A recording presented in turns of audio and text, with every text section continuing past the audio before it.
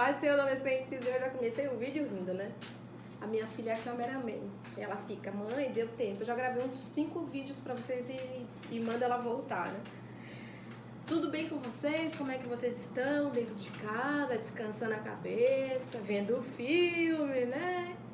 Aquela coisa. Aproveitem esse momento. Aproveitem esse momento para ficar mais com os pais de vocês, com a família de vocês. Aproveitem esse momento para ler a Bíblia, para estudar a lição bíblica. Ah, mas Joyce, mas não vai ter escola bíblica. Vai ter escola bíblica. Dessa forma, a gente vai estar gravando alguns vídeos para que vocês não fiquem sem o conteúdo, sem uma explicação do professor, tá? Aproveitem também para estudar o conteúdo do colégio de vocês, que a gente sabe que vai ficar esse tempo todo aí agora, e para voltar depois vai ser tanta coisa na cabeça de vocês, né?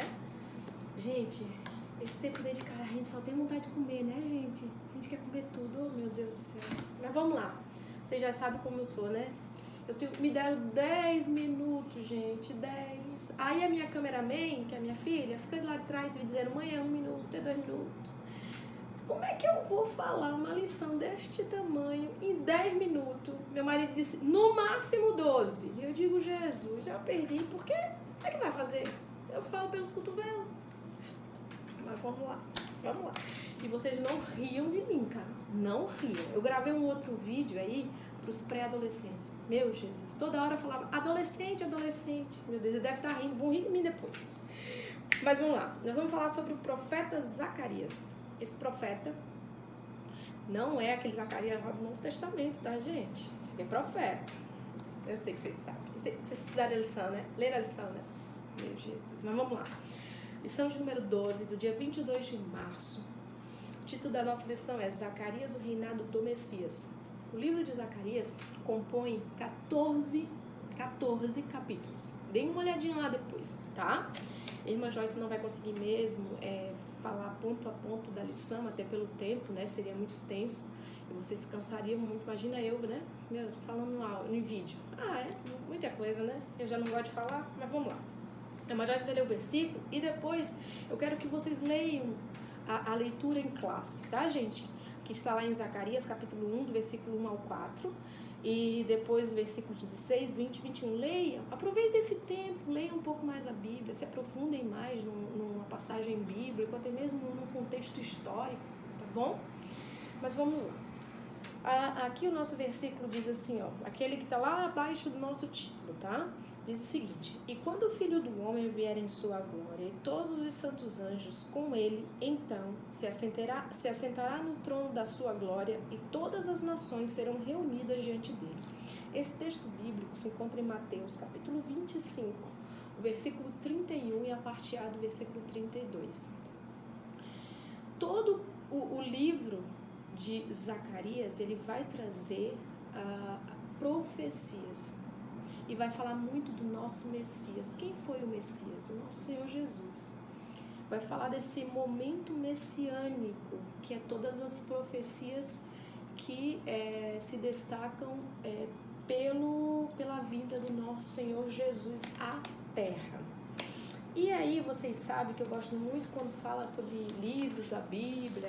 Tem algumas coisas assim que às vezes a gente não sabe e a gente acaba aprendendo. Eu digo que quando a gente está estudando uma lição, a gente não estuda só para dar aula, a gente estuda aprendendo. E esse é o maior aprendizado, tanto para a gente que é professor, eu não vou dizer professor, mas alguém que ministra a palavra de Deus para vocês, porque a gente aprende também. E vocês sabem que os livros da Bíblia, eles não são de forma cronológica. Não é que começou o livro de Gênesis, veio o Êxodo, ali veio o Pentateuco e tal. Não. Ele veio em primeiro, se destacando em primeiro lugar na Bíblia pelo significado dele de origem, de princípio. Por isso Gênesis veio no início da nossa Bíblia. E logo Mateus, né? A gente vai dar um pulinho lá em Mateus, que vai falar também muito sobre o Messias. Vocês sabem por que Mateus não é o livro mais antigo do Novo Testamento e ele é o primeiro? Olha só. Porque este livro, Mateus, ele faz um link entre Novo Testamento e Antigo Testamento. É porque ali Mateus escreve muito sobre as profecias que se cumpriram, tá? De forma bem original, mostrando que as profecias tiveram cumprimento. Algumas delas ainda estão por vir, dito isso do arrebatamento da igreja. E por que não dizer que está se cumprindo aí nos nossos dias atuais? Mas vamos falar agora sobre as promessas de Deus. Eu quero que vocês abram a Bíblia de vocês. Vocês viram, né? Que a irmã Joyce gagueja mesmo. Erra mesmo. João, capítulo 15. Evangelho de João, capítulo 15 e o versículo 7 nos diz assim, ó. Se vós estiverdes em mim e as minhas palavras estiverem em vós, pedireis tudo o que quiserdes e vos será feito. Por que a irmã Joyce leu esse versículo? Para falar sobre a profecia que muitas vezes, e as promessas de Deus que muitas vezes a gente tem e acredita e acha que eu tenho uma promessa na minha vida, foi me profetizado algo e vai acontecer. Vocês já viram aquela coisa, quem tem promessa de Deus não morre. As promessas de Deus são são condicionadas e condicionais na nossa vida. Para a gente ter a promessa de Deus cumprida em nossa vida, nós precisamos ler esse versículo. Porque olha só como é que ele é tão claro que diz assim, ó. Se vós estiveres em mim, eu preciso estar nele. E as minhas palavras, as palavras de Jesus Cristo precisam estar em mim, em nós. Pedireis tudo o que quiserdes, e vos será feito. Quer promessa? Tem promessa? Tem que fazer por onde? É condicional. Vamos dar um pulinho agora no texto bíblico. A irmã Joyce vai ler aqui, ó. Lembra lá sobre o arrebatamento, que eu amo falar das coisas futuras? Lembra? Das coisas vindouras, que fala sobre muito o arrebatamento da igreja. Vocês sabem o quanto eu gosto desse assunto. E eu acho que nós precisamos a cada dia querer mais ir para o céu. Diz lá, vou ler ali o versículo 3, que diz assim, ó, da leitura bíblica, diz assim, ó, e o Senhor sairá e pelejará contra estas nações como pelejou no dia da batalha. Isso tudo aqui ainda está por acontecer, será depois do arrebatamento da igreja. O livro de Zacarias, ele vai trazer 8 visões que Zacarias teve ao longo de todo o processo da escrita do livro dele. E eu vou falar elas bem rapidamente para vocês. São 8 visões. Vai falar sobre as visões dos cavalos, 4 chifres e 4 ferreiros, Jerusalém é a medida, sumo sacerdote, castiçal de ouro, rolo voante, mulher e uefa e 4 carros. Cada visão dessa tem o seu significado e uma aplicação, tanto para o povo da época quanto para nós. Então, toda a palavra de Deus, ela tem um propósito. As palavras da Bíblia Sagrada e as palavras do nosso Cristo, elas não são levadas pelo vento ou sem fundamento ou sem eira nem beira. A palavra de Deus, ela tem um propósito. E o propósito da palavra de Deus para as nossas vidas é o quê? Fortalecer, exortar, nos ensinar, aconselhar e por aí sucessivamente. O contexto histórico de Zacarias, ele vai falar rapidamente que Zacarias era muito jovem, que viveu na época ali de Ageu. Ageu já era ancião. E Zacarias resolve ficar grudado em Ageu, porque ele sabia que Ageu tinha algo de bom a oferecer para ele, as coisas do céu. O que ele faz? Ele se junta, ele decide ter a companhia de Ageu. E aí me faz lembrar de uma pessoa da nossa Bíblia Sagrada, que por ser jovem, muito jovem na época, também decidiu por não se contaminar com as iguarias do mundo da época. Sabem quem é, né? Daniel. E aí a irmã Joyce vai fazer um link aqui rapidinho para vocês. Vocês já pararam para pensar as nossas escolhas? Será que nós estamos escolhendo com quem estamos andando? Será que nós estamos escolhendo as amizades que estamos fazendo? Será que a gente está fazendo essa peneira, passando essa peneira, e vocês sabem o quanto eu sou bem categórica nisso? Eu queria estar aí olhando para vocês assim com as bagas de zóio. Como é importante filtrarmos os nossos relacionamentos, as nossas amizades, o que vemos, o que assistimos, o que lemos, onde estamos, com quem estamos. Só foi um link aí mesmo para vocês pensarem um pouquinho, tá? Um pouquinho. Lembra a última lição que a irmã Joyce deu, que falava sobre nós, principalmente vocês, fazerem a diferença no mundo? Fazer a diferença é ter livre escolha. Mas, irmã Joyce, eu tenho livre escolha, eu me sinto trancada, eu não tenho livre escolha, não tenho liberdade. Mas o que é liberdade para vocês? Sabe o que é liberdade? É ter poder de escolha. Liberdade é ter poder de escolha. Quando eu decido por escolher algo, tanto para o bem quanto para o mal, isso é liberdade. Isso é liberdade. A outra coisa oposta a isso é escravidão. Não é liberdade.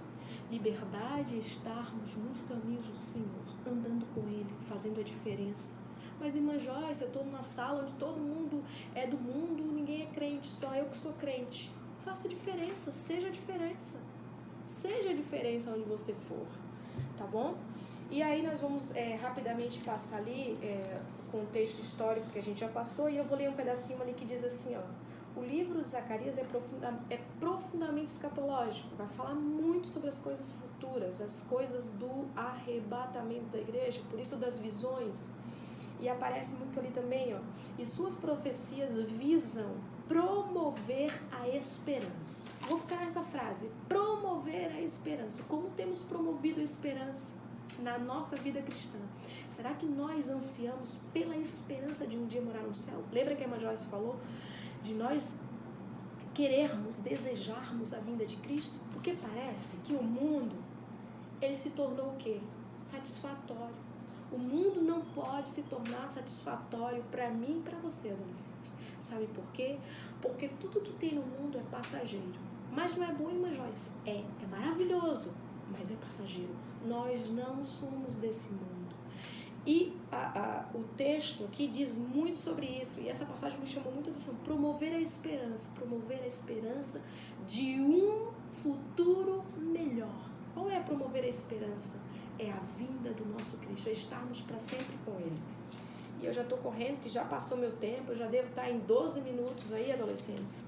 Mas eu quero que vocês pensem sobre essa lição. Essa lição é riquíssima. E eu deixei aqui um outro tópico. O que é paz e o que é prosperidade para nós, enquanto cristãos da casa do Senhor? Porque foi isso, naquele contexto histórico que Israel estava vivendo, sem paz e sem prosperidade. Não era prosperidade financeira, sabe por quê? Vamos lá, vamos ao conceito de paz. Sabe o que é paz? É ausência. A ausência é quando não tem algo que nos confronte conosco mesmo. A ausência de paz, eu até anotei aqui bem um conceito, a ausência de paz é a ausência de conflito interior. Quando eu não estou conflitando comigo mesmo, com as coisas do mundo, eu tenho paz. E o que é prosperidade?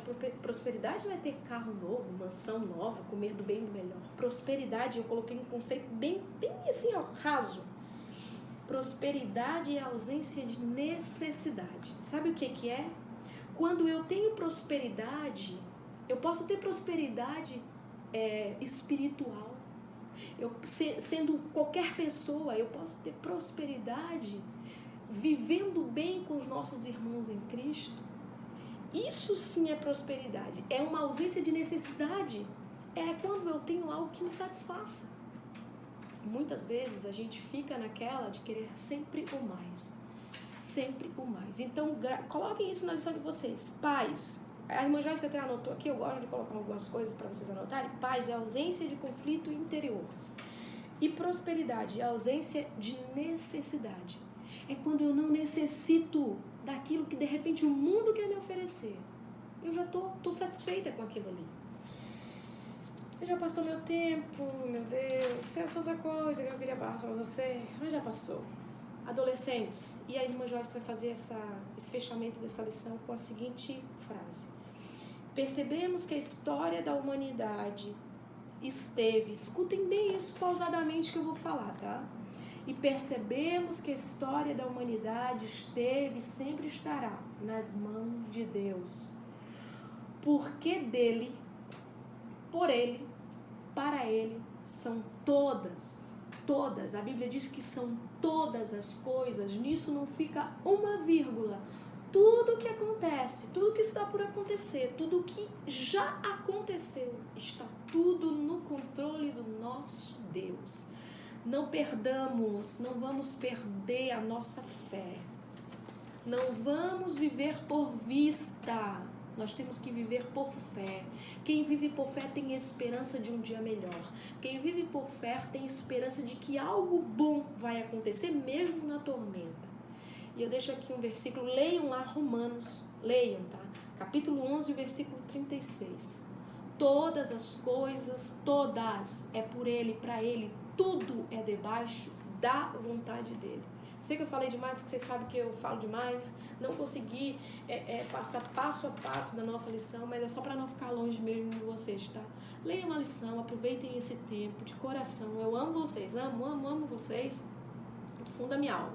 Amanhã eu vou ver se eu consigo, eu não sei ainda mexer, até eu estava falando com o Caio, o irmão Adriele também ali sobre um aplicativo, o irmão Cleito também entrou depois e a gente conversou um pouco, pra gente amanhã conversarmos, nós todos, debatermos alguma coisa, tá? Porque você sabe que eu gosto de conversar. Meu vídeo já deve estar em 14 minutos, vai ser editado com certeza, mas assim, adolescentes, agora sem brincadeiras, pensem no que a irmã Joyce falou, não por ser irmã Joyce, mas é com relação à nossa Bíblia Sagrada, que é a nossa bússola. Nesses momentos de crise, adolescente, vamos nos portar num foco, vamos estar no foco que é Cristo. Não vamos perder a nossa esperança. E essa lição me ensinou isso, gente. Promover a nossa esperança. Como estamos promovendo a nossa esperança em Cristo Jesus? De que forma? Vamos pensar nisso. Que a minha cameraman já tá ali, mãe, deu. Tá bom, adolescentes? Deus abençoe a vida de vocês, abençoe a casa de vocês, os projetos de vocês. Eu louvo a Deus por cada um de vocês, tá? Eu também sou mãe e sei o quanto é importante ver vocês na casa do nosso Cristo. E eu sei o quanto é prazeroso um pai e uma mãe ver vocês ali sentadinhos, seja na banda, nos adolescentes, nos Haddad, dando uma palavra, cantando hino, trazendo testemunho, pregando, porque a gente já tem até pregador nos adolescentes, pregadoras. Tá bom? Deus abençoe a vida de vocês. Um grande beijo.